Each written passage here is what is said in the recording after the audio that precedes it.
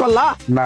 তুমি এমন একটা ব্যক্তি যে কয় আইলো তার পিছেই যাও, গেলে পরে তোমার ক্ষতি হয়, লাভ হয় না। কথাটা ঠিক না ঠিক? ঠিক। ডাক করলা না। যখন তোমার কাছে টাকা পয়সা থাকে, তখন তোমার আপন বন্ধু বান্ধব, কাছের মা বাবা মা থাকে। যখন তোমার কাছে টাকা পয়সা থাকে না, তোমার আত্মীয় স্বজন কোনো বন্ধু বান্ধব তোমার কাছে থাকে না। কথাটা ঠিক না ঠিক? ঠিক। ডাক করলা না। এই কথাগুলো আগে পিছনে কোনদিন বলছিলা? না। তুমি মানুষের পিছনে যায় হাজার হাজার টাকা পয়সা নষ্ট করো, তোমার পিছনে এসে কেউ 10টা টাকা ক্ষতি করে না।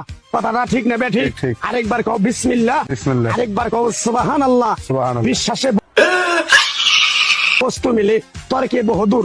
তোমার যে কথাগুলো বলছি সত্য বলছি না মিথ্যা বলছি? সত্য। তুমি এমন একটা ব্যক্তি, মানুষের দুঃখ কষ্ট দেখতে পারো না, তার পাশে যাই দাঁড়াও, তারা এসে তোমার পিছন থেকে ক্ষতি করার জন্য ঘুরে। কথাটা ঠিক না ঠিক? ঠিক। রাগ করলা? না। কিছুদিন আগে একটা বিপদে পড়ছিলা, অনেক বন্ধু বান্ধবের কাছে 10-20-50 হাজার টাকা হাওলা চাইছো, তারা তো ফোন করেই নাই, তোমার সাথে এখন যোগাযোগ বন্ধ করে দিছে।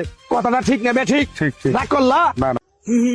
এই তাবিজ গাছ গাছরা দিয়া কারো কাছে টাকা পয়সা নিয়ে খাই না, তোর কাছ থেকে সামান্য কিছু টাকা নিয়ে আমি একসঙ্গে হোটেলে খামু, দিতে পারবি?